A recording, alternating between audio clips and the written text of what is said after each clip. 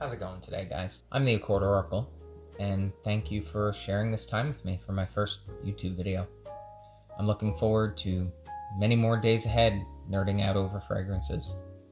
I'm a collector, and this fragrance channel is going to be about a love of collecting fragrances, note breakdowns, discontinued fragrances, and so much more. We'll get into it once more videos come out for the channel.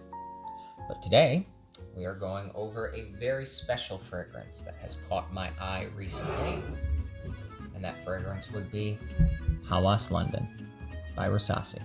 Beautiful, wet, dewy rose fragrance.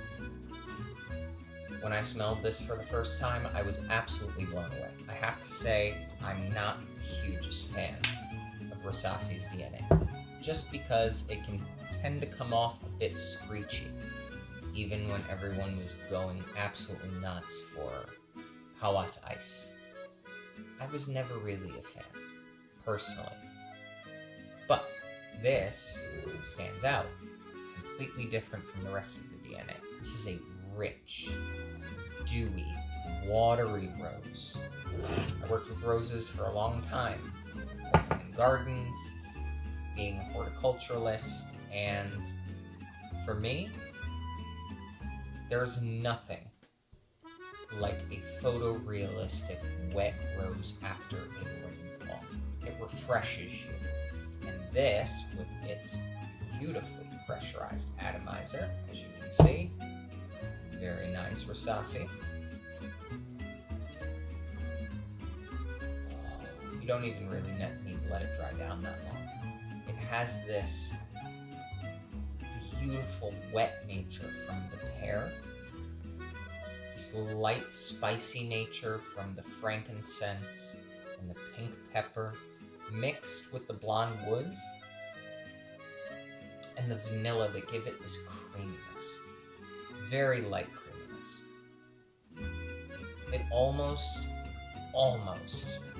reminds me of a beautifully dewy rose bush adjacent to a slightly smoky church on a rainy, dark day.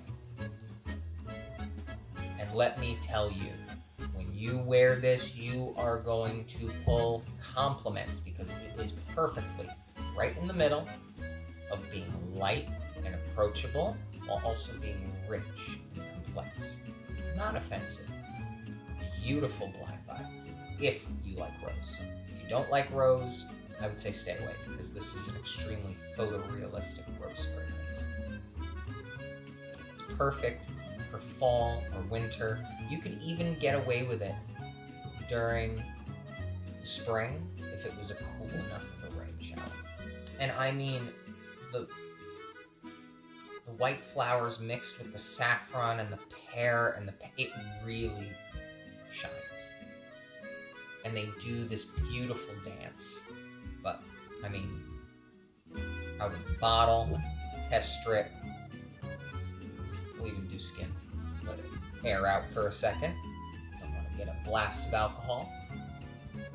Ah, like I did in my eye. Ah. Sorry about that. Anywho, after I just maced myself.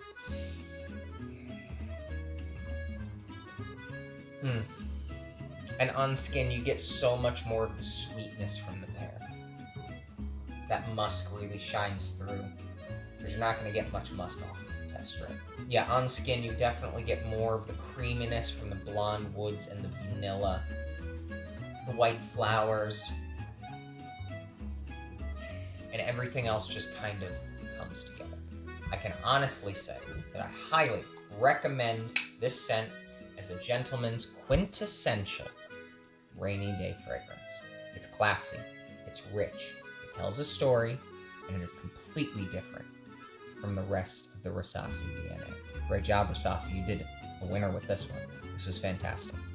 And I look forward to seeing more releases with this level of creativity as well.